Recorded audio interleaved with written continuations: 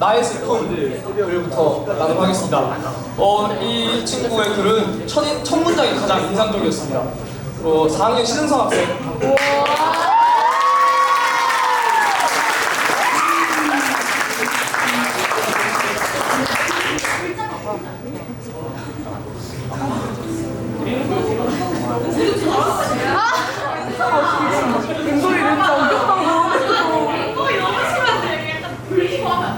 저기 부르 키면 안 돼? 굳이 화이트 키면 안 돼, 그냥?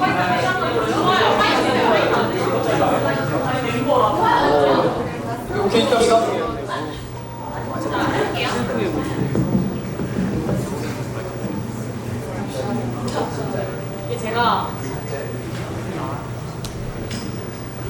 제가 참 오글거리게 썼거든요.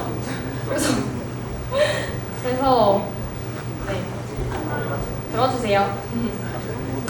나의 슬픔에 관하여. 신은성. 나는 어린 시절 피터팬을 정말 좋아했다. 친구들과 함께 세상을 누비고 영원한 순수함 속에서 사는 게 확 와닿았다. 나는 슬픔이 우울과 무기력으로 연결된다. 그 우울감과 무기력은 세상에 혼자 남겨진 것만 같다는 생각이 들게 하고 나를 끝도 없는 구덩이 속으로 들어오게 한다. 내가 가장 싫어하는 날은 비가 오고 흐린 날이다. 날씨가 흐리던 그날 내가 인생에서 가장 후회되는 일이 생긴 날이었다. 바로 내가 가장 좋아하던 할머니가 돌아가셨을 때였다. 초등학교 5학년 때 나는 진짜 너무 어렸지만 5년이 지난 지금까지도 생생히 기억이 난다. 그때는 슬픔에 잠겨있는 어른들 대신에 어린 동생들을 챙겨야 했다. 아무도 나에게 동생을 챙기라 하지 않았지만 왠지 그래야 될 것 같았다. 그래서 나는 더욱 울며 슬퍼하면 안 될 것 같았다. 슬픔을 들키기 싫었다. 괜히 동생들에게 약한 모습을 보이기 싫었다. 솔직히 동생들을 원망하기도 했다. 내가 가장 언니, 누나인 것에 짜증이 나기도 했다. 나는 집에 와서 조용히 울었다. 그때 울며 슬퍼하지 않았던 게 두고두고 내 가슴 깊은 곳에 후회로 남아있다. 나는 슬픔을 많이 느낀다. 웃기게도 누군가의 슬픔에는 공감을 정말 잘해주는데 나의 슬픔에는 공감을 못한다. 나는 나에 대한 기준이 엄격하다. 나 자신을 사랑하는 것은 아마 살면서 아예 없을 것 같다고 할 정도로 나는 나에 대한 기준이 엄격하고 나를 싫어한다. 아마 슬픔은 나의 가장 큰 약점일 것이다. 누군가에게 나의 슬픔을 들키는 것이 싫다. 나의 슬픔을 들키는 날이면 나는 견딜 수 없는 무력감과 부끄러움이 몰려올 것이다. 하지만 나는 모순적이게도 누군가에게 위로받고 싶어한다. 나는 아직도 슬픔이 무엇인지 모르겠다. 그냥 우울과 무력감으로 연결되는 최악의 상황인 것밖에 모르겠다. 행복은 흐릿한데 슬픔은 뚜렷한 게 너무 잔인하다고 생각한다. 이런 사실이 나를 더욱 우울하게 만들기도 한다. 그럼에도 나는 슬픔이라는 감정이 있었기에 내가 더욱 성장할 수 있었다고 생각한다. 그래서 나는 슬픔이라는 감정이 마냥 싫지만은 않다. 나는 분명 인생을 살면서 여러 형태의 슬픔을 만나겠지만 어떻게든 이겨나가며 성장할 내가 약간은 기대가 된다. 그래서 나는 영원한 젊음과 영원한 자기만의 세상에서 행복하게 사는 피터팬이 정말 좋았던 것 같다. 자기만의 세상을 만들어가는 피터팬이 부럽다. 나도 언젠가는 피터팬처럼 영원의 세상 속에서 살 수 있겠지?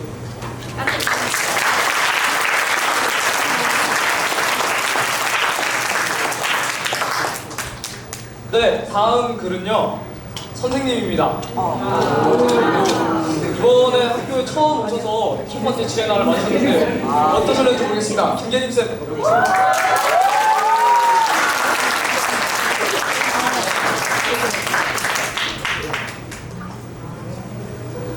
제가 글 쓴 몇 안 되는 교사여서 왠지 불길함이 있었는데 역시나 전력을 했습니다. 나의 슬픔, 김계리. 슬픔을 또 다른 고향이라 불러도 될 정도로 아주 깊고 넓은 슬픔의 강을 오랜 시간 동안 거슬러 왔다. 슬픔은 맨 처음 끝없이 펼쳐진 찌푸른 바다였다가 세찬 물살이 있는 강물이었다. 이제 겨우 작은 샘물 정도가 되었다. 아니 샘물이 아니라 우물인지도 모른다. 뚜껑을 열기 전에는 누구도 깊이를 알 수 없는, 그러나 깊은 곳 가득 고요히 고여있는 슬픔. 가끔 누군가 무심코 조약돌이라도 툭 던져넣으려 치면 고요하던 슬픔은 이내 파문을 일으키며 투명하게 일러준다. 태생적으로 슬픔의 감각을 더 많이 지니고 태어난 탓이라고만 하기엔 너무도 많은 일들이 있었다. 무슨 일이 일어났고 그 일들을 어떻게 견뎌내었는지마저도 설명하고 싶지 않은, 어쩔 수 없이 과거를 떠올려야 할 때면 감정을 완전히 배제한 채로만 겨우 돌아볼 수 있는 시간들. 실제로 힘들었던 순간의 기억들을 떠올려야 할 때면 마치 내게 일어난 일이 아닌 듯, 언젠가 영화에서 보았던 장면인 듯 기이한 괴리감을 느낀다. 그럴 때면 항상 자신의 슬픔을 식물처럼 물끄러미 바라보던 소설 속 인물이 떠오르곤 한다.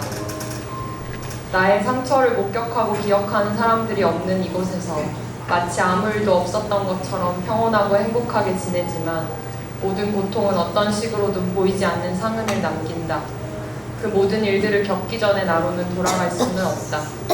그러나 흉터투성이의 운동선수가 더 단련된 선수이듯 상처들은 나를 무너뜨리지 못했고, 깨어지고 부서졌던 심장은 비록 꿰매고 이어붙인 흔적들로 누더기가 되었을지언정 여전히 어설프게나마 온전한 형태를 유지하고 있다. 모든 슬픔 끝에서 무수한 상처를 입고서도 끝내 무뎌지거나 굳어버리지 않고 여전히 뜨겁고 무르고 여린 가슴을 간직한 나에게 고마움과 안도감을 느낀다. 슬픔에 취약하고 민감한 정도로만 따진다면 나는 한없이 약한 사람이지만, 무수한 슬픔 속에서도 끝내 자신을 지켜낼 수 있는가를 기준으로 한다면 나는 누구 못지않게 강한 사람이었다. 내게 있어 슬픔의 다른 이름은 외로움이다. 아니, 정확히 말하면 거부하고 버려지고 남겨지는 것이 나의 근원적인 두려움이자 가장 큰 슬픔이다. 왜 이렇게 되어버렸는지는 모르겠지만 내가 기억하는 가장 슬픈 기억들은 모두 하나같이 소외나 상실과 관련되어 있다.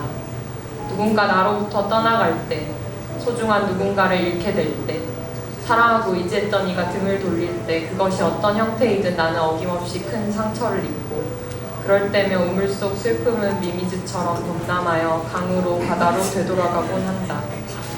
누구나 그렇지 않냐고 하기에 나의 두려움은 유난스러운 데가 있다. 예컨대 나는 답장이 없어도 불안해하거나 걱정하지 않을 만한 극소수의 사람 이외에는 누구에게도 좀처럼 먼저 연락을 하지 않는다. 답장을 기다리는 동안에 온갖 걱정들과 기대하던 답장이 오지 않았을 때의 거절감과 실망감을 견딜 자신이 없기 때문이다.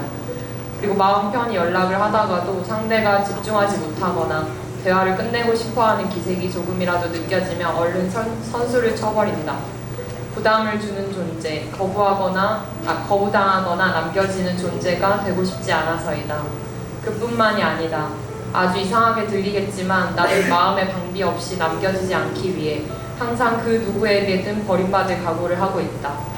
애초에 가까워지지 않도록 철벽을 치는 편이 더 나았겠지만 사람을 워낙 좋아하고 한번 신뢰를 준 이에게는 온 마음을 다 내어주는 나의 타고난 기질을 바꿀 수는 없고 바꾸고 싶지도 않기에 항상 마음을 열고 있되 어느 누구에게도 큰 기대를 갖지 않고 그 누구도 절대적으로 의지하지 않으려 수시로 마음의 균형추를 맞춘다. 사랑하고 의지한 이들이 도련 세상을 떠났을 때 내 마음에 가장 먼저 든 생각은 다름 아닌 나를 이 세상에 홀로 두고 가버리다니였다. 죽은 이에 대한 연민이나 이별로 인한 슬픔, 애도의 마음, 그 모든 것보다도 믿었던 이에게 배반당하고 이 세상에 홀로 남겨지고 버려진 듯한 느낌이 가장 강렬했다. 이해할 수 없는 방향으로 작동하는 마음의 작용이 스스로도 낯설어 얼떨떨했다. 대학 시절 읽은 마지막 춤은 나와 함께해서 사람을 믿지 않는 주인공이 연인을 생각하는 마음에 대해 설명하면서 여행을 갈 때 짐을 가방 하나에 모조리 넣었다 잃어버리는 것보다 가방 3개에 나누어 담는 편이 훨씬 더 안전하다고 한 이야기가 왜인지 지금까지 뇌리에 박혀있다. 너무 의지하고 기대었다가 당연히 영원할 거라고 믿었다가 잃어버렸을 때 느껴야 할 절망감을 겪고 싶지 않다는 것이 내 마음의 기본값이다. 이런 말을 학생에게 했더니 그럼 상처받지 않기 위해 최선을 다해 사랑하지 않고 마음을 다 열지 않는 게 아니냐고 했다. 잘 설명할 수도 없고 좀처럼 이해되지 않겠지만 항상 마음을 활짝 열고 할 수 있는 모든 최선을 다하되 이렇게 했으니 상대도 당연히 나를 사랑하겠지, 결코 나를 떠나지 않겠지라는 안심이나 기대를 하지 않는 것에 가깝다고 말했다. 그건 너무 슬프잖아요. 아이가 말했다. 그렇다. 그것이 나의 슬픔이다. 나 자신을 위해서는 그 어떤 좋은 것도 기대하지 않는 것. 내 모든 것을 내어주고도 항상 배반당할 마음의 준비를 하며 외로움을 느끼는 것. 누군가와 가까워지거나 누군가 나를 사랑하기 시작하며 내가 그들을 어떤 일로든 실망시키지 않을지 전전긍긍하며 그가 언제 등 돌리고 마침내 떠나가게 될 것인지를 먼저 두려워하는 것. 그 두려움이 애를 써도 사라지지 않는 것. 그것이 지난날의 기억들이 내게 지워지지 않는 상흔이요 나의 가장 큰 슬픔이다.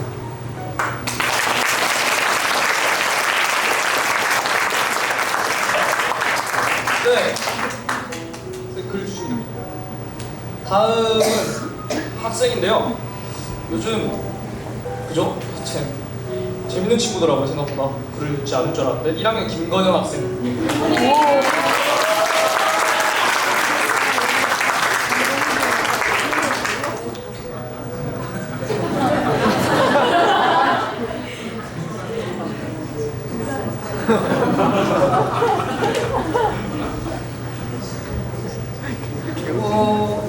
원래 이게 제 슬픔이었는데요. 근데 오늘 더 슬픈 일이 생겼습니다. 사실은요, 제가 오늘 연극을 처음으로 했었는데요.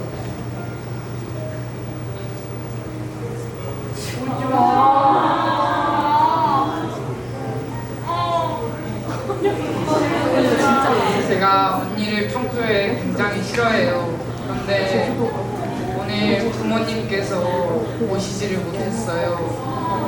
원래는 올 예정이었었는데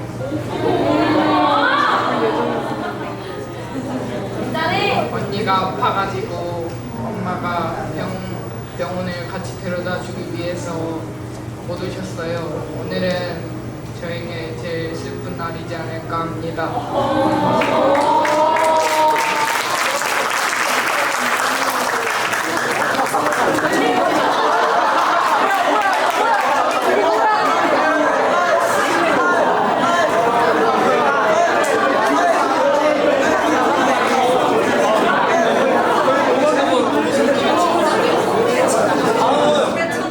학부모님이십니다. 늘 받아주면 도망가실 생각하지 마십시오. 박숙한님.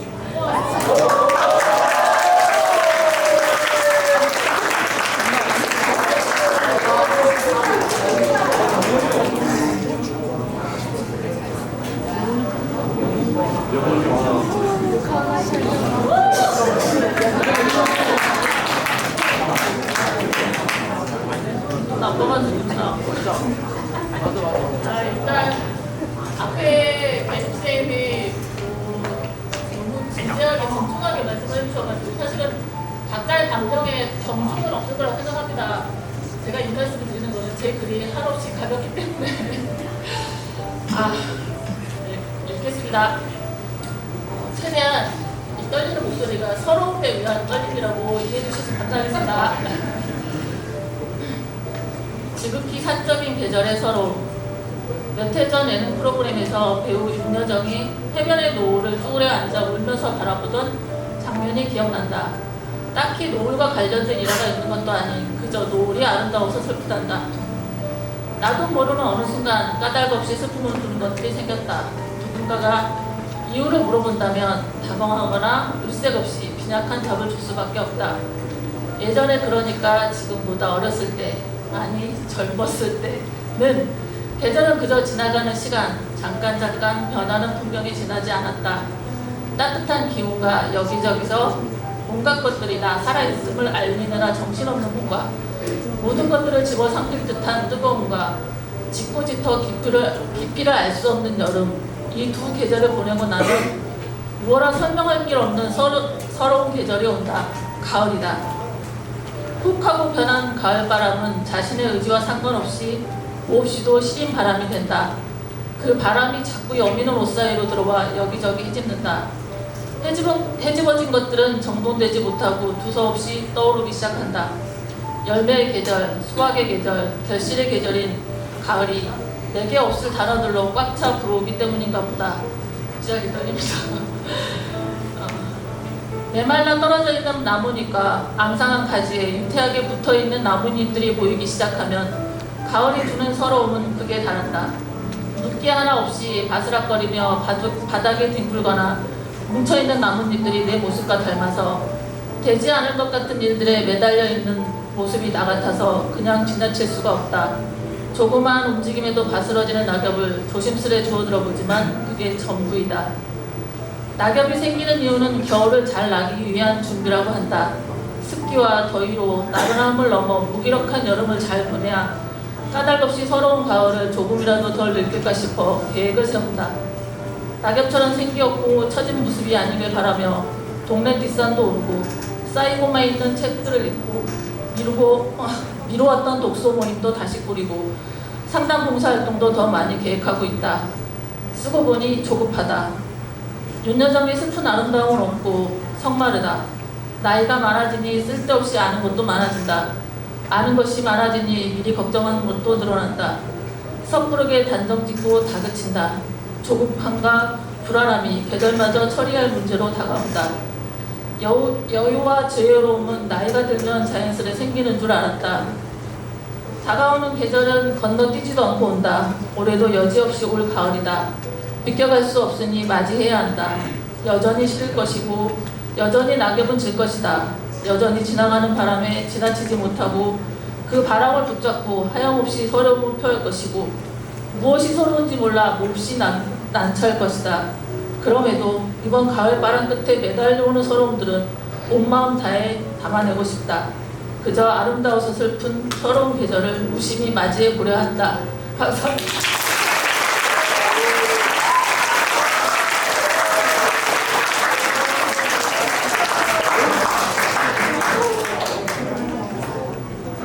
자, 다음 순서로 넘어가야 하는데요. 김건희 학생이 다시 생각해보니까 글을 꼭 읽어야겠다 라고 했어요. 다시 김건희 학생 글 읽어보도록 하겠습니다.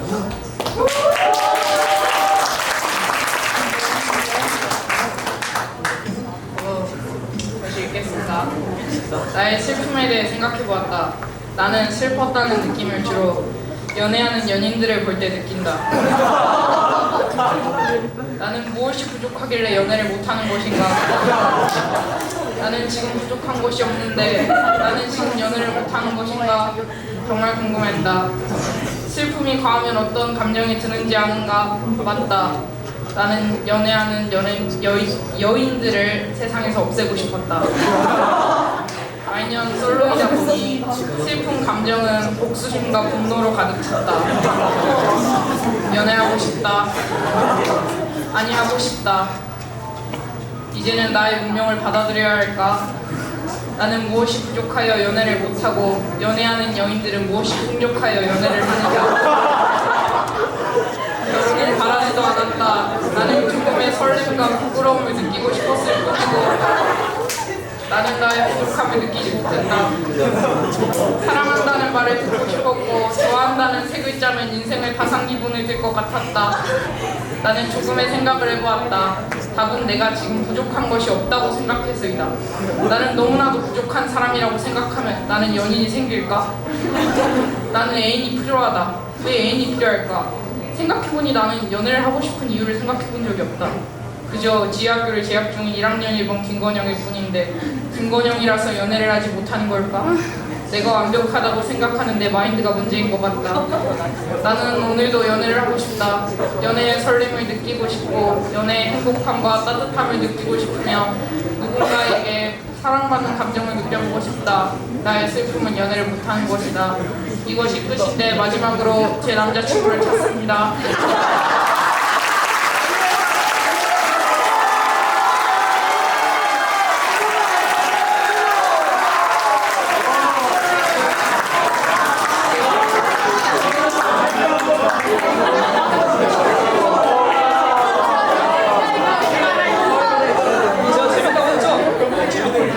재밌으면 안 될 것 같은데 재밌는 글이었습니다. 다음은 또 1학년입니다. 제가 이 글을 보면서 저 1학년 때도 많이 생각했는데요. 1학년 김도우 학생.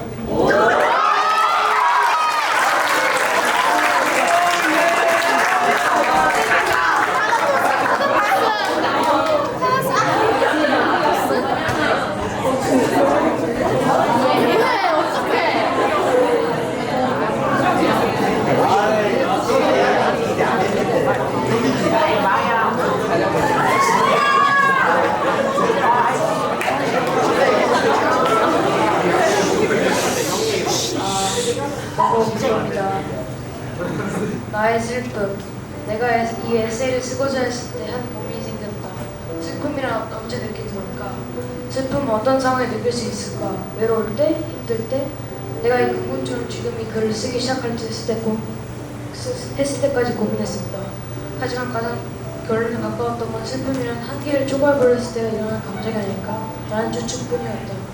그게 몸의 한계이든 소외된 기분을 견디는 유지력이든 어떤 감정을 또한 신체적 한계가 왔을 때 그 한계를 넘어선 만큼 슬픔이라는 감정을 채워지는 게 아닐까? 그리고 슬픔을 참는 사람은 한계를 넘은 감정이 슬픔이라는 감정으로 변화되는 걸 미리 참기 시작했을 때부터 더 쌓이는 감정이 나중에 더 많은 슬픔으로 터지고 만다. 그렇다고 해서 참으면 슬픔이 사라지지는 않는 것 같다. 슬픔은 물론 다른 감정들도 마치 물처럼 잊은 채 두면 서서히 증발한다. 물론 이 추측은 틀릴 수도 있다. 어디까지나 수많은 생각 중 하나의 추측일 뿐이다.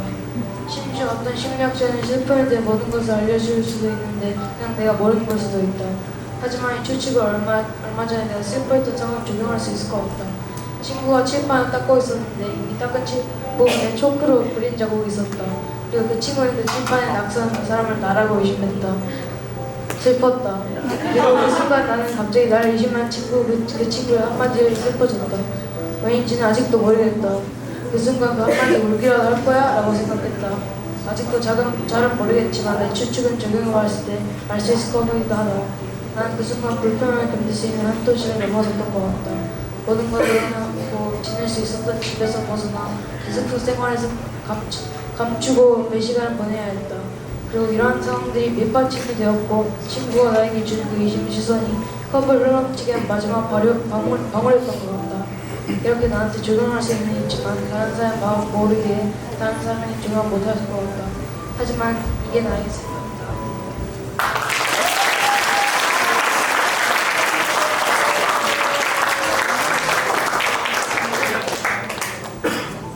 네, 다음 순서는요 학부모님이십니다.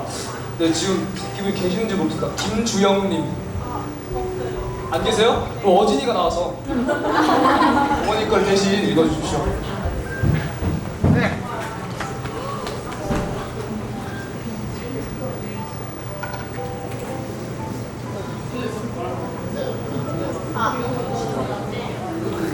슬픔과 동행하는 길에 함께하는 당신에게 김주영. 슬픔과 우울이 밀려오면 천천히 그 안에서 유영하는 것을 즐긴다. 외면하거나 서둘러 봉합하려 하지 않고 슬퍼하는 나 자신에서 영혼이 유체이타 하듯이 빠져나와 한 발짝 떨어져서 보고 있자면 슬픔의 근원이 보인다. 그 안에서 내가 할 수 있는 것을 찾고 나머지는 과감하게 포기한다. 문제 해결을 위한 원인 분석과 해결책을 찾으면 간단하게 끝나는데 지금까지는 그랬는데 그런데 이 프로세스에 오류가 발생했다. 세상에서 먼지처럼 사라지고 싶다는 아이의 공허한 눈을 마주치며 그 깊은 슬픔과 절망의 무게감이 고스란히 나에게 전달되어 나를 짓누른다. 내가 발버둥 치면 칠수록 나락에 빠지는 것 같다. 아이의 고민과 슬픔은 마음이 아프지만 내가 해결할 수 없는 영역이다. 알고 있지만 포기가 안 된다. 가슴이 미어진다. 또다시 깊은 슬픔의 수렁에 빠진다. 피도 때도 없이 눈물이 왈칵 쏟아진다. 반복되는 슬픔과 우울, 고통의 시간을 보낸다. 슬픔의 긴 터널을 지나니 그 다음 단계는 포기인가? 포기하고 나니 그제서야 보이는 것들이 많다. 내가 아이의 슬픔을 공감하고 위로해줄 수는 있어도 해결해줄 수는 없으니 나의 역할은 여기까지이다. 아이의 고민과 슬픔은 본인의 것이고 본인이 안고 갈 것인데 나까지 아이와 함께 깊은 수렁으로 빠져들지 말자. 비로소 아이의 있는 모습 그대로 인정하고 이해하게 되었으며 서로에게 위로와 사랑의 말을 전하는 깊은 정서적인 교감을 나누는 사이가 되었다. 슬픔의 실체와 마주하고 동행하는 길이 기쁘고 즐겁다. 당신과 함께여서. PS. 사적인 이야기를 쓸 수 있도록 흔쾌히 허락해준 추앙하는 나의 위로자 이현진님께 무한한 감사와 존경을 보냅니다.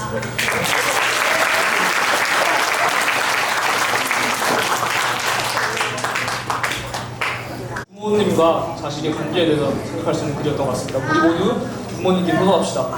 네, 다음은 이제 주변인의 슬픔입니다. 조심하세요. 지우라 비싸. 큰일 나요. 오, 정거라. 네, 이제 주변인의 슬픔입니다. 그 나의 슬픔은 네, 잘 보셨던 것 같고 주변 슬픔은 이제 가족에 관련된 글이 특히 더 많았던 것 같으니까 네, 울 준비하시고요. 다음 선생님이십니다. 하이승 선생님.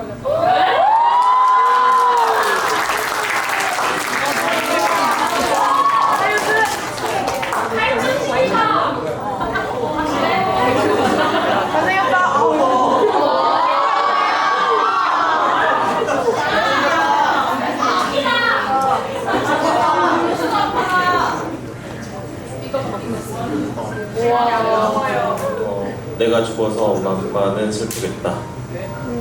나는 대부분의 아이들을 좋아한다. 더 정확히는 아이들의 맑은 눈망울과 그 안에 담긴 내 모습을 좋아한다. 어른들과 달리 그들의 눈빛엔 어렵고 복잡한 조건들이 달리지 않았기 때문이다. 세상의 잣대가 어떻든 그 맑은 눈에 담긴 나는 꽤 괜찮아 보이고 사랑해야 할 만한 존재처럼 보인다. 나도 한때는 그런 아이였을 거다. 희뿌연 세상을 맑은 눈망울에 담던 때가 있었을 거다. 세상이 어떻든 부모가 어떤 인간이든 일단 사랑하고 받아들일 준비가 되어 있던 그런 순진무구하게 아름다운 존재였을 테다. 30이 넘은 지금 가장 슬픈 건 무언가를 좀 더 깊이 볼 줄 알게 되고 좀 더 이해하게 되었다는 것이다. 이제는 세상의 참혹함과 함께 부모의 연약함을 더 깊이 들여다볼 줄 알게 되었다. 어머니가 새벽마다 기도로 당신의 슬픔을 토해내는 이유, 아버지가 밤마다 술로 당신의 슬픔을 삼키는 이유를 좀 더 이해하게 됐다. 그건 지나치게 쓰라린 일이었다. 잦은 기침과 함께 축 처진 어머니, 그리고 아버지를 보고 있자니 이들에게 지금 가장 필요한 건 맑은 눈망울로 자기를 바라보던 어떤 존재일 거라는 생각이 불현듯 들었다. 내가 지금 아이들에게 힘을 얻는 것처럼 지금 이들 곁에도 그런 존재가 있다면 어떨까. 하지만 안타깝게도 그 시절에 그 아들은 죽었다. 어느새 나의 눈에도 복잡하고 어려운 조건들이 달렸고 치열하고 힘들었던 많은 일들과 사건들 사이에서 나의 마음은 서늘하게 시들고 말았다. 오늘 어떤 하루를 보냈건 어떤 상황이었건 일단 꼬리를 흔들며 반기고 보는 강아지 같던 그 시절에다. 그때의 나는 언제 왜 죽게 된 걸까. 장래도 없이 죽은 그때 그 아들의 빈자리는 오늘도 엄마 아빠의 슬픔을 그저 내버려 두고 있다. 내가 죽어서 엄마 아빠는 슬프겠다.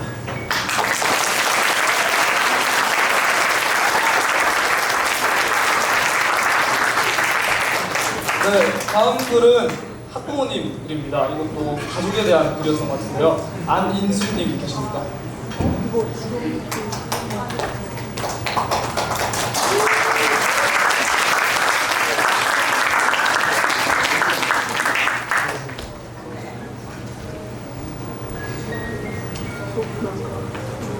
하필 하회 선생님 뒤에 하다니 제가 운이 없죠.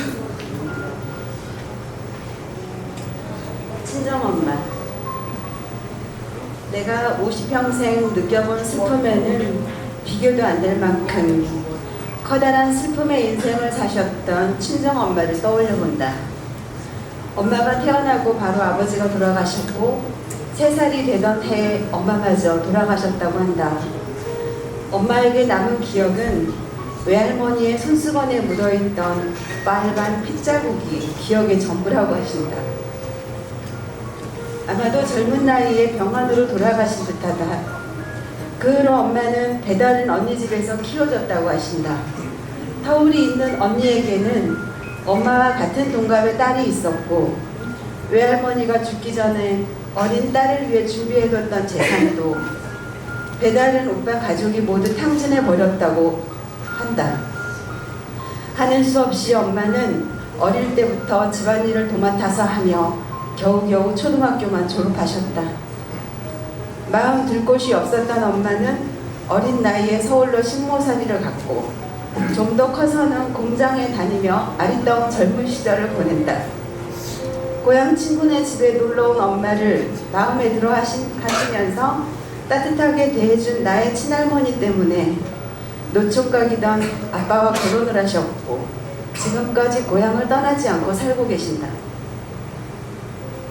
KBS 아침 드라마에서나 있을 법한 인생을 살아오시면서 엄마는 얼마나 울고 얼마나 막막하고 슬펐을까 생각하면 내 가슴이 미어진다.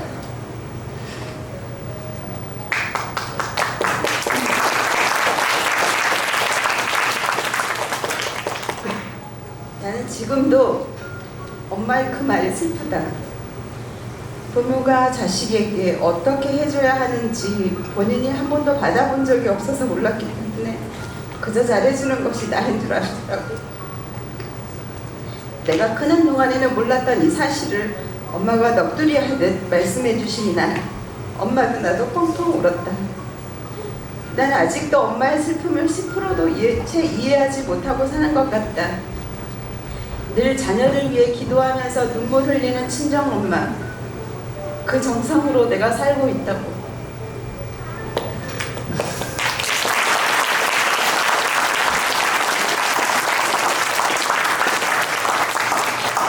저희 아들이 주원이가 너무 좋아했던 외할머니인데 사춘기가 되면서 자꾸 잔소리를 하시니까 항상 싸우는 일이 많아지더라고요. 그래서 우리 주원이한테 알려주고 싶어서 이 글을 써봤습니다.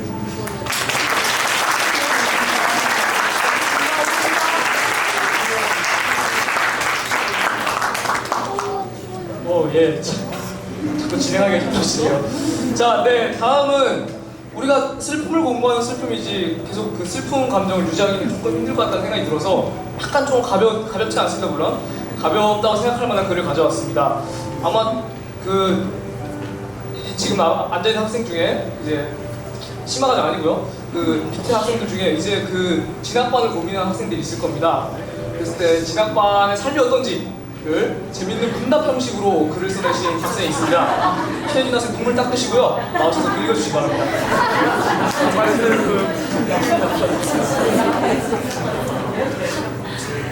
이럴 줄 알았습니다. 원합니다. 낮춰줘서 감사합니다. 주변인의 슬픔. 나는 주변인이 왜 슬픈지 잘 모르겠다. 그래서 인터뷰를 했다. 황민율 씨 왜 슬픕니까? 오늘 과학 수업이 있어서. 참으로 재밌는 답변이었다. 하지만 한편 측은하기도 했다. 주변인의 슬픔이 나의 기쁨으로 다가왔다. 왜냐? 나는 과학을 듣지 않아 공감이기 때문이다. 한세결 씨 왜 슬픕니까? 살아있어서. 참으로 슬픈 답변이었다. 살아있어 슬프다니. 주변인의 슬픔이 나의 슬픔으로 다가왔다. 임수연 씨 왜 슬픕니까? 안 슬퍼요. 참으로 이상한 답변이었다. 고3이 안 슬플 리 없는데. 주변인의 안 슬픔이 나의 슬픔으로 다가왔다. 왜냐? 나는 고3이라 슬프거든. 그때 한 이야기했다. 어쩔 수 없지. 그녀의 한마디에 빗으로 날라와 내 가슴에 꼭 꽂힌다. 매연호 씨 왜 슬픕니까? 몰라. 근데 나 검정고시 존나 잘 봤어.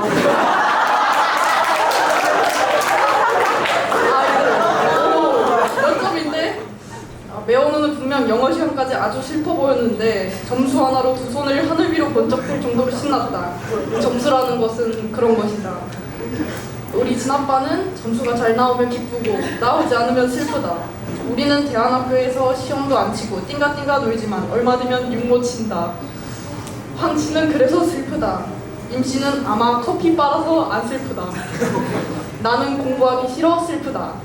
주변인의 슬픔은 나의 슬픔으로 다가오기도 하고 나쁜 사람 같기도 하지만 나의 기쁨으로 다가오기도 한다. 그리고 내가 슬퍼도 임씨처럼 주변인의 슬픔에 아무렇지 않은 사람도 있다. 하지만 그녀가 사이코패스라는 것은 아니다. 인간은 그런 것이다. 남이 울면 같이 울기도 하고 남이 울 때 속으로 웃기도 하고 커피 한잔 하는 그런 것. 감사합니다.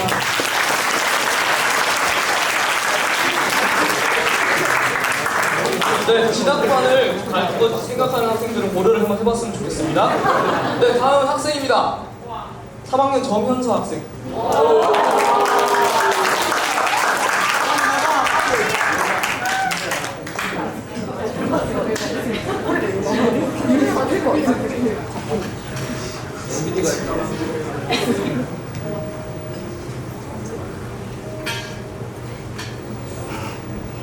저번 주제였던 내 슬픔에 관하여에 썼듯이 나는 내 슬픔을 잘 모른다. 그렇기에 내게 슬픔이란 감정은 나보다 주변인들의 슬픔으로 더 많이 다가오는 것 같다. 주변인들이 슬퍼할 때 나는 어떤 사람이 되는가? 일단 굉장히 조심스러워진다. 무슨 일이냐는 한마디 물음도 쉽게 하지 못한다. 소중한 사람일수록 더 그렇다. 내 가벼운 말 하나가 그 사람을 부담스럽게 할 수도 있으니까.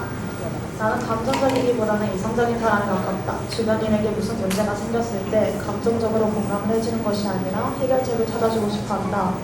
그 사람에게 내가 도움이 되고 싶어서 그렇다.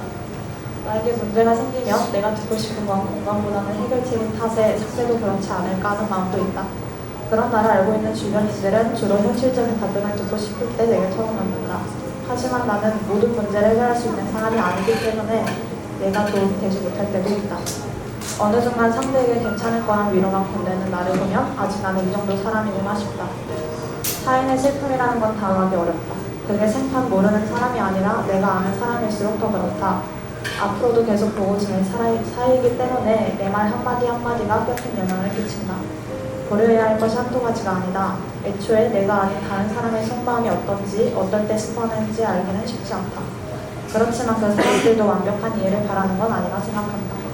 가끔은 그냥 옆에서 말 한마디 들어주고 자신의 상황을 알아주는 것만으로도 만족하는 사람이 있겠지. 아니면 나 같은 사람도 있을 것이고.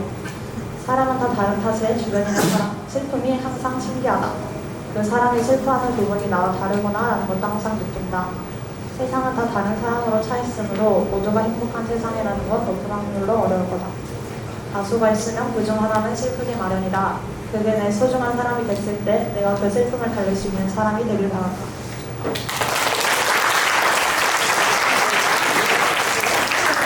그만 써보셨네요. 네, 다음은 학부모님이십니다. 학부모님이신데요. 정은주님이신데요. 뽑고 나서 보니까 정은주라는 성함을 가진 학부모님이 우리 학교에 3분이 계십니다. 근데 중요한 건 그 중에 누군지를 알 수가 없어요. 근데 이런저런 정황을 추정해봤을 때 아마도 김재호 학생의 어머님일 것으로 생각이 됩니다. 아니라면 나중에 알려주십시오. 일단 그래서 근데 정은주님이 안 오셨기 때문에 지금 김재호 학생이 나와서 대신 읽어주십시오.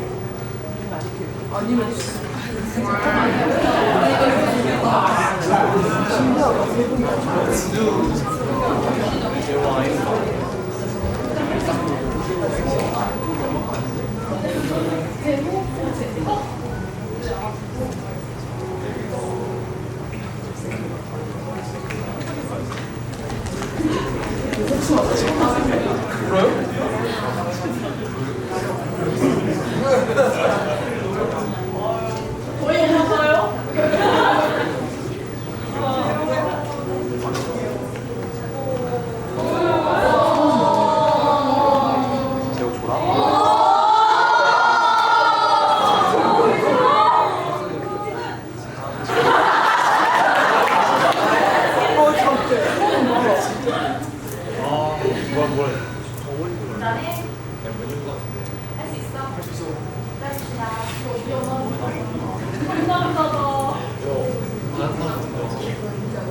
마지막이에요, 주변. 아니, 마지막이에요. 주변에서 마지막이에요. 이제 마지막. 알았어요.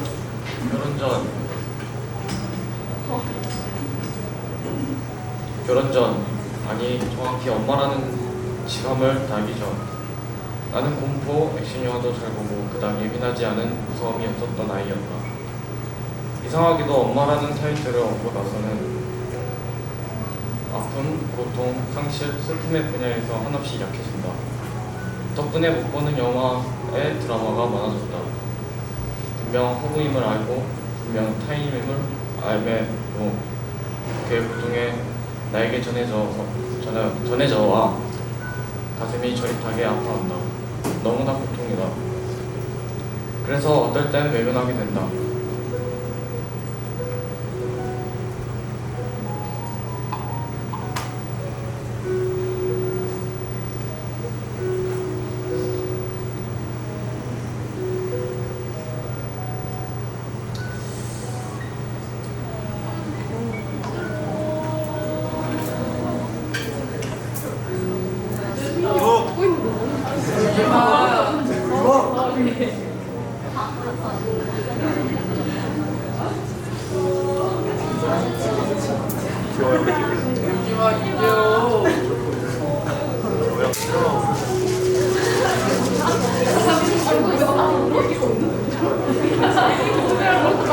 얼마 전 4월 16일 가슴 아픈 날이었다. 정희신 박사는 타인의 말을 듣고 함께 우는 것은 공감이 아니라는데 나는 눈물부터 나는 것이 공감하기 불렀다. 남편을 잃으면 바보, 부모를 잃으면 뭐하라 부르는데 자녀를 먼저 잃으면 부르는 말이 없다.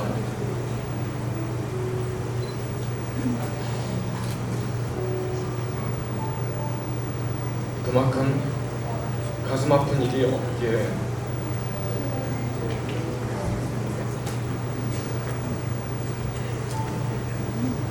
부르는 단어조차 없다. 며칠 전 엄마가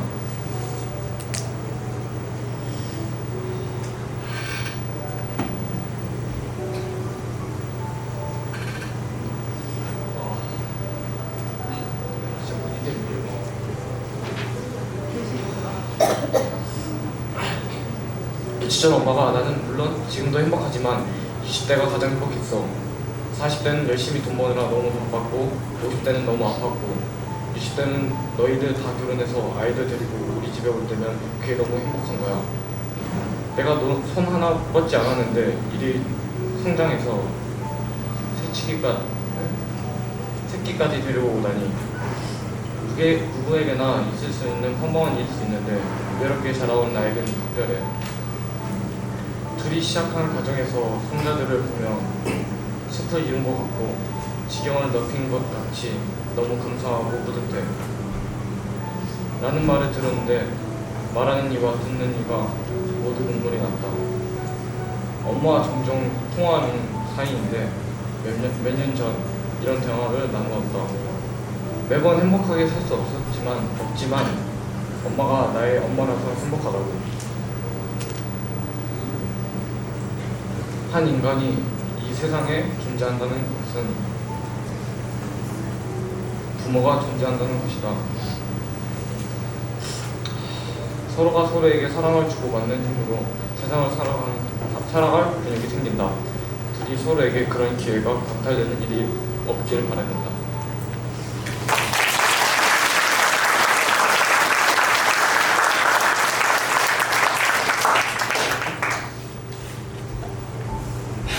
네, 자 이제 타자의 슬픔입니다.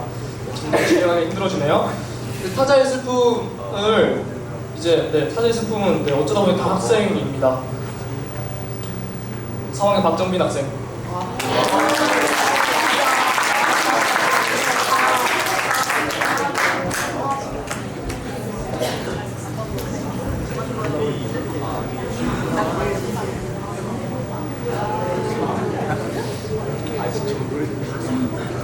이 밤이 지나가면 어떤 사람이 무엇이 가장 당신을 슬프게 하나요? 라는 질문에 슬픈 일을 해결할 수 없다는 사실이 가장 슬프다고 답했다. 슬픈 일을 자신이 해결할 수 없다는 무력감, 슬프다는 슬픔 뒤에 따라오는 우울, 미련, 고통, 그리움 같은 감정들이 무거운 무게로 자신을 누를 때, 그리고 그럴 때 나의 짐을 나눠 들어줄 누군가가 없으면, 내가 기대며 쉴 수 있는 존재가 없으면, 슬픔에 빠져 허우적거리고 있을 때 나를 올려줄 사람이 없을 땐 아주 불행하다고 말한다. 그렇지만 세상에는 그런 일이 흔히 있다.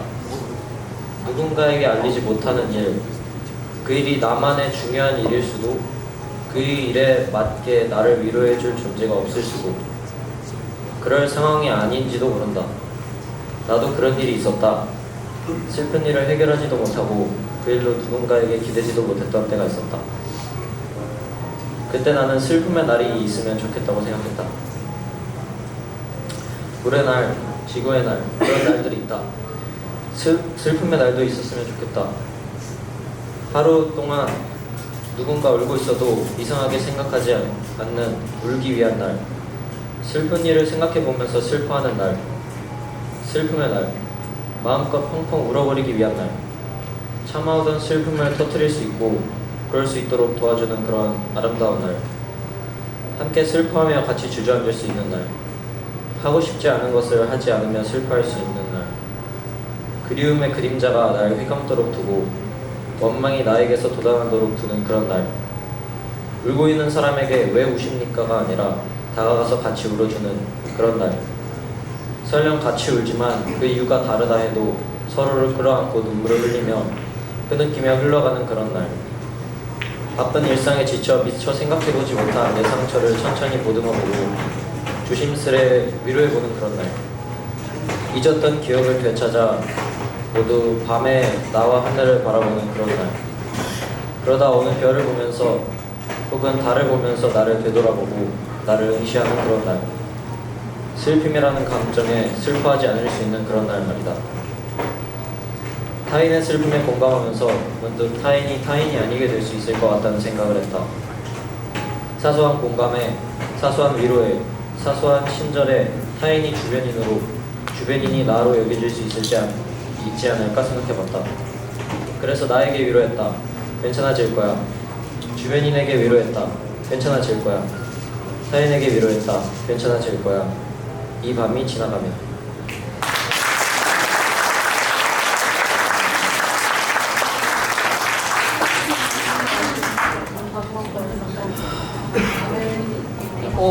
다음 글도 저는 되게 흥미로웠습니다. 네, 흥미로웠다 말로밖에 설명이 안 되네요. 2학년 임승찬 학생.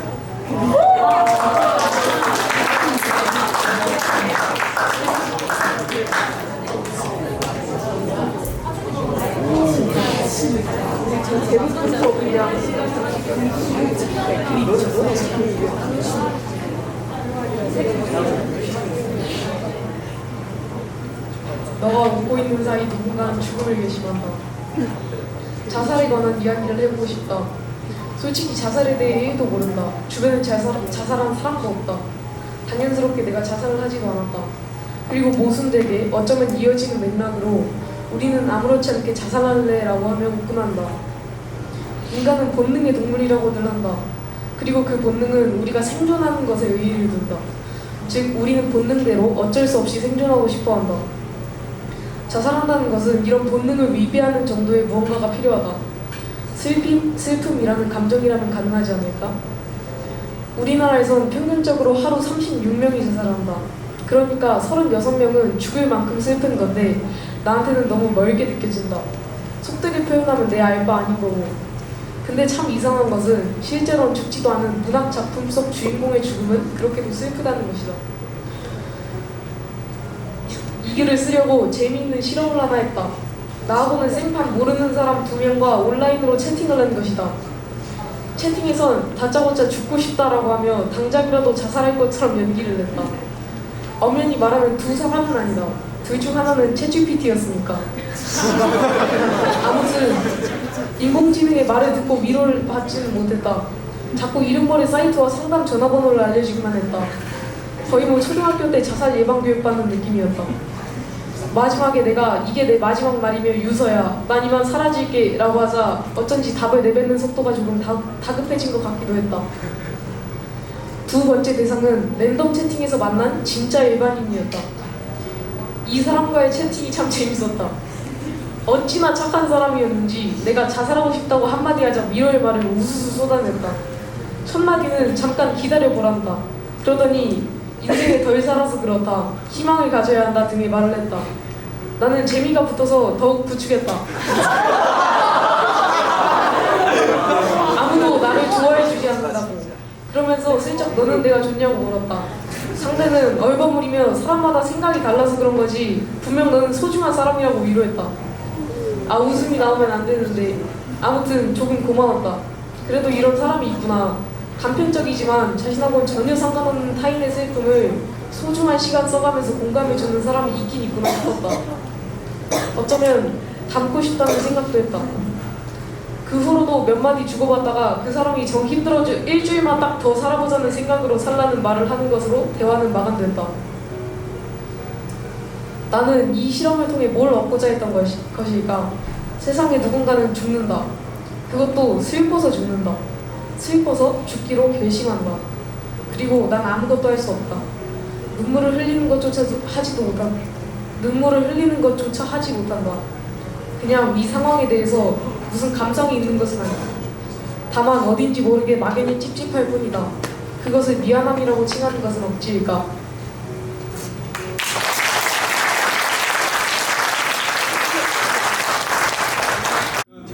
승천이랑 비슷한 경험을 한 적이 있습니다.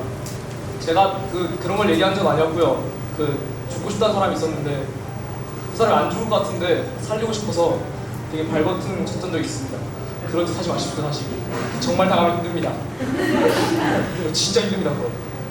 다음은 네, 한승일 학생.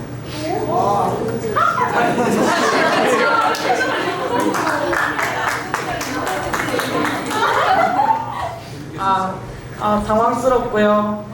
좀 길고요. 그래서 뭐 화장실 갔다 오셔도 괜찮고요. 예, 여기다 노래 얘기를 썼는데 제가 이런 노래 좋아하지 않고 타인은 지옥이다도 안 봤습니다. 그냥 생각나서 썼습니다. 아시겠죠? 네. 타인은 지옥이라는 말이 있다. 지옥이라는 말에 담긴 의미와 느낌이 꽤 많이 달라졌지만 오히려 그렇기에 이 말이 더 정확해졌음을 느낀다. 쇼폰 등지에서 유행했던 릴나스 X의 몬테로라는 노래가 있다. 폴댄스를 추며 지옥으로 떨어지는 뮤비 장면이 꽤 유명하다. 아마 이 글을 공지를 읽는 사람은 없을 수 싶지만 제가 읽게 됐네요. 섹슈얼한 뉘앙스를 풍기기 때문에 시청이 유의하도록 하자. 어찌되었든 폴댄스를 추며 떨어지는 지옥이라는 게 멋지지 않은가? 고리타분한 천국보다는 차라리 식욕과 세욕의 악덕이 판을 치는 지옥이 더 좋은 것 아닌가? 그런 뉘앙스를 담은 쇼폰 콘텐츠들이 툭툭 튀어나오기 시작했다. 물론 이 노래가 나오기 전에도 지옥이라는 단어의 무게는 조금씩 가벼워지고 있었다. 따라서 타인은 지옥이다. 물론 지옥은 천국과 대비되어 악을 상징하지만 지금은 잠시 잊어버리기로 하자. 지옥은 재밌다. 보통 예상하기 어렵고 고리타분하기보다는 짜릿한 쪽이다. 물론 꼭 좋은 일이 일어나지는 않는다. 나쁜 일이 많이 일어난다. 얼굴을 붉힐 일, 화를 낼 일, 억울해지거나 짜증이 나기도 하고 때로는 실망하기도 한다. 또한 동경의 대상이 되기도 하고 요즘은 가볍게 시간을 때우기 위해 소비되기도 한다. 유튜브를 포함한 여러 SNS 등지에서 말이다. 지옥이라는 단어가 가벼워졌듯 타인이라는 말도 우리에게는 꽤 가볍다. 유명인의 공황장애와 자살은 이제 예산일이 아니다. 꼭 유명인이 아니더라도 우리에게는 타인을 비방하고 까내릴 공간이 오프라인과 온라인을 포함하여 매우 많다. 별것 아닐 일로 욕을 먹기도 하고 별것 아닐 일도 시켜 세워지기도 한다. 우리의 사회는 이 모든 일을 수행하는 타인들로 만들어진다. 그러니 어쩌면 우리는 지옥에 살고 있다고도 말할 수 있겠다. 슬픔은 원초적인 감정이다. 강아지와 고양이, 유인원 같은 동물들도 슬픔을 느낀다. 아마 꽤 많은 동물들이 느낄 것이다. 좋아하는 장난감을 버린 것도 아니고 세탁만 했는데 슬퍼하는 동물들도 있다. 그런가 하면 가족이나 친구가 죽어서 정든 동물이나 사람과 애별해야 해서 진심으로 슬퍼하는 동물들도 있다. 동물이 이러한데 웬만한 인간은 어떻겠는가? 인간은, 그러니까 세상을 둘러싼 나와 타인은 수많은 슬픔들을 느낀다. 이러한 사실을 모르는 사람은 없지만 자주 잊히곤 한다. 상대가 유명인이든 친구든 그 사람의 슬픔을 생각하는 것보다는 잠깐의 짜릿함을 추구하는 게 더 편하고 익숙하기 때문이다. 또한 그런 행위를 충분히 부추길 만한 익명성 또한 쉽게 보장된다. 그런가 하면 슬픔은 이제 컨텐츠로도 소비된다. 물론 기쁘고 행복한 모습만 보며 살 수는 없지만 타인의 진실된 감정에 단지 흥미를 유발하거나 시청률을 높이기 위해 사용되는 것이 좋은 일은 아닐 것이다. 이성을 떠받들고 감정을 배대하던 시대가 막을 내린 지 좀 되었다. 이제 감정은 점점 가벼운 것이 되어가고 있다. 우리는 앞으로도 줄곧 슬픔을 소비하고 생산해내는 타인들로 가득 찬 가볍디 가벼운 지옥에서 살아가게 될 것이다.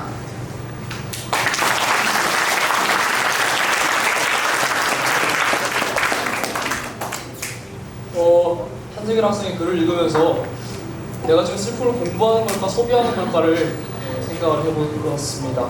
다음 또 6학년이네요. 지유민 학생.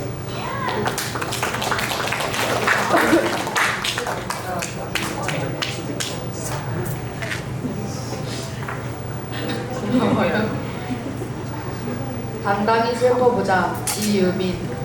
우린 남의 슬픔에 영 관심이 없다. 남의 슬픔에 관심이 많다고 해도 이상하다.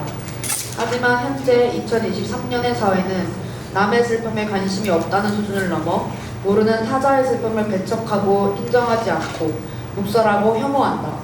전혀 알지 못하는 어느 한 사람의 슬픔을 특히 댓글로 위로하거나 이해하는 것이 아니라 오히려 모진 말들로 슬픈 사람을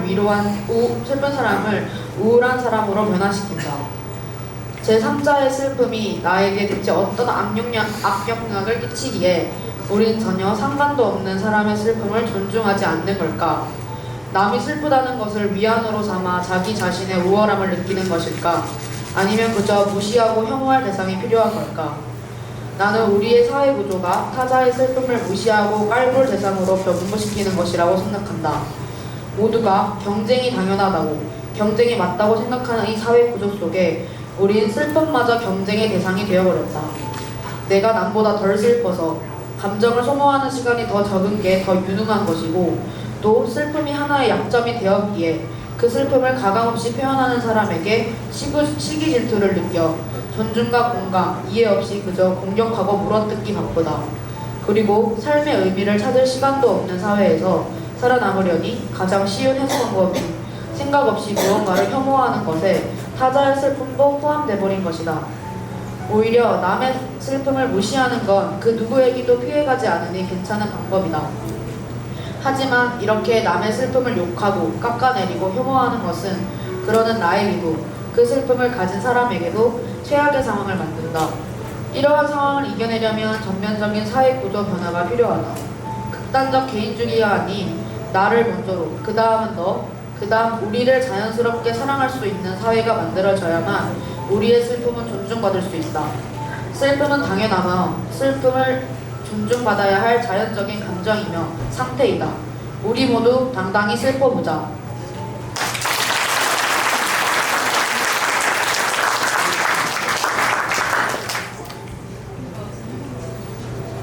네, 이제 마지막 글입니다. 마지막 글이고 저희가 첫 번째 글이 신은성 학생의 글이었는데 그 문장이 첫 문장이 마음에 들어서 제가 첫 번째 순서를 넣었다면 이번 글은 마지막 문장이 인상 깊어서 마지막 순서에 넣었습니다. 5학년 이주영 학생.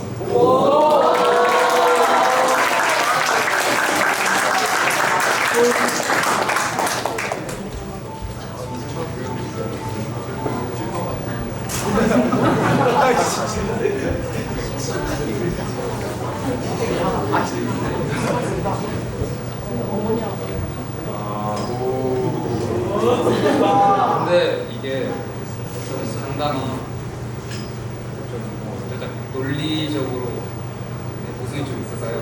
그냥 읽겠습니다. 가끔은 짐승들을 공경한다.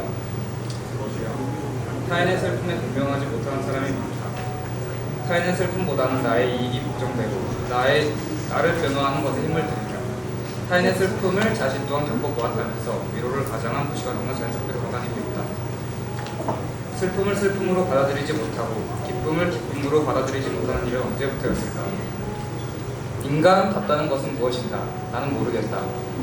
언제부터인가 너무나 복잡해진, 어쩌면 너무나 똑똑해진 우리의 삶은 더더욱 직관성을 잃어버렸다.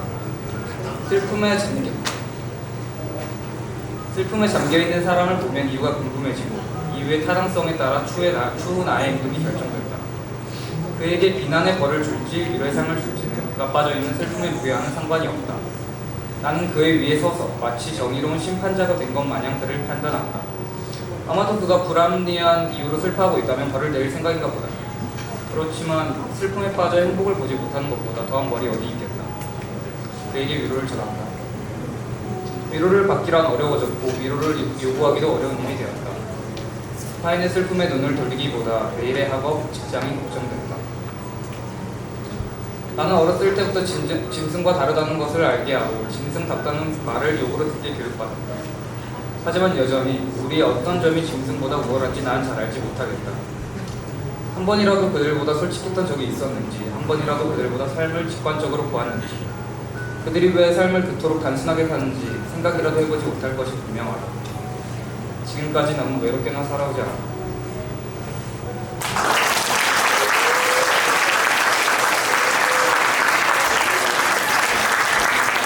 네, 저희가 선정한 모든 글을 다 읽었습니다. 근데 저희는 아직까지 읽지 못한 글이 많고요. 읽어야 할 글도 더 많이 남았을 것입니다. 학교 홈페이지는 글을 얘기하는 건 아니고요. 세상에 뿌려져 있는 많은 슬픔들이 있을 것 같습니다. 글 나눔은 여기서 마무리하고요. 이제 지혜의 날 전체를 마무리해야 하는데 저희가 지금까지 GNR 여러 차례 있었을 건데 새로 도입한 방식의 GNR이어서 잘 갈지 걱정도 많았고 잘 됐는지도 아직 모르겠습니다만 하여튼 저는 뭐 나쁘지 않은 것 같습니다. 여러분 생각 별로 안 궁금하고요. 자 이제 마지막으로 총괄님의 말씀 듣고 마무리하도록 하겠습니다. 전 이만 가겠습니다. 안녕히 계세요.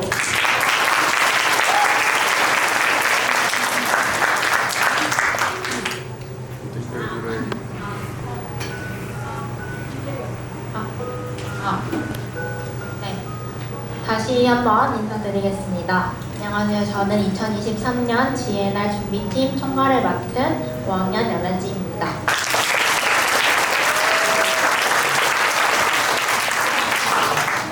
네, 제가 말을 길게 준비했는데 시간이 부족해서 빠르게 하도록 하겠습니다.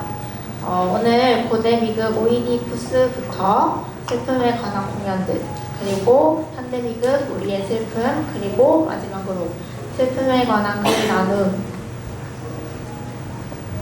모두 하루를 잘 보내셨나요? 네. 이제 오늘 준비된 행사는 이것으로 끝이고요.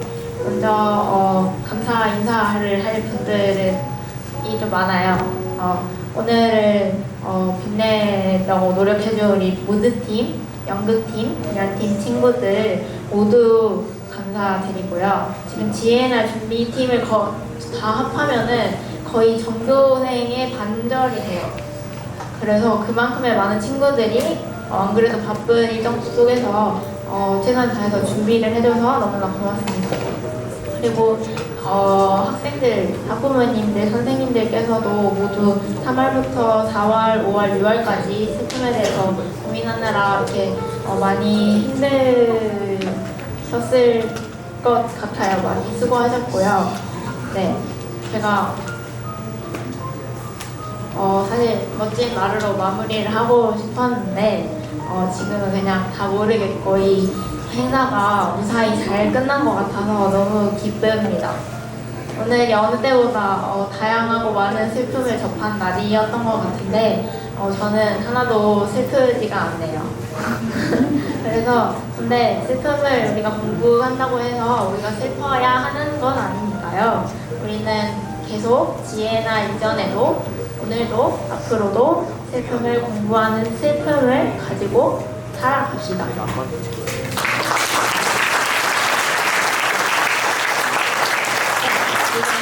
이것으로 2023년 3월부터 6월까지 또 나의 슬픔에서부터 타인의 슬픔까지 길고 길었던 여정을 마무리하겠습니다. 안녕.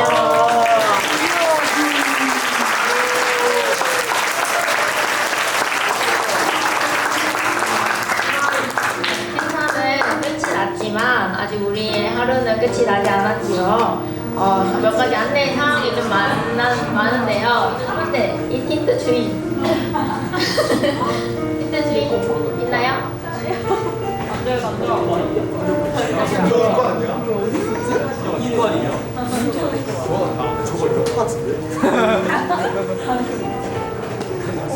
자, 첫 번째로 행사 끝 이후에 바로 저녁 식사하시러 가시면 되는데요. 네, 됩니다. 되는데 저녁 식사는 어디서 준비되어 있냐면 저기 4학년 교실 앞에 아까 간식 먹었던 데 있죠? 거기에 아마 준비가 되어 있을 거예요. 가서 드시면 되고요. 동네는 저녁 식사 후에 할 예정입니다. 그래서 따로 안내 드릴 거고, 그리고 동네 후에 이제 행사가 끝났으면 뒷정리를 해야겠죠. 연극팀, 무드팀, 공연팀, 마지막으로 연극팀이랑 공연팀은 델포이 정리, 그리고 무드팀은 저희 행단 정리해주시면 됩니다. 그리고 무드팀 여러분 아직 행사가 사실 생각해보니까 끝이 안 났어요. 무드팀이 전시 시간이 너무 짧아서 오늘 7시부터 9시까지 추가로 전시를 진행할 예정이라고 합니다. 그러니까 아직 못 보신 분들은 가셔서 보셔도 됩니다. 네, 그러면 저는 이만 인사드리겠고요. 또 다른 공지사항이 있어서 마이크 넘겨드리도록 하겠습니다. 모두 수고하셨습니다. 네, 다음 공지는 진짜 GNR 아무런 관련이 없는 별로 다른 공지입니다. 신문부에서 신문 앞에 놔뒀으니까 학부모님들 챙겨시 가실 분들 챙겨가달라고 부탁드렸고요. 하나 개인적인 얘기를 하자면 제가 5학년 해외이동학습 준비팀 팀장입니다. 저희가 8에 말lun가학교를 갑니다. 또 얘기하고 있는 건데 말lun가학교 가서 친구들한테 봉사를 해야 돼요. 맛있는 것도 한번 해줘야 되고요. 뭐 이것저것 봉사를 해야 되는데요. 예, 좀 도와주십시오. 딱히 긴 말씀 안 드리겠습니다. 작은 마음도 괜찮습니다. 작은 마음도 괜찮으니까요. 네, 세상에 슬픔 하나 공감한다 생각하시고 한 번만 도와주십시오. 네, 감사합니다.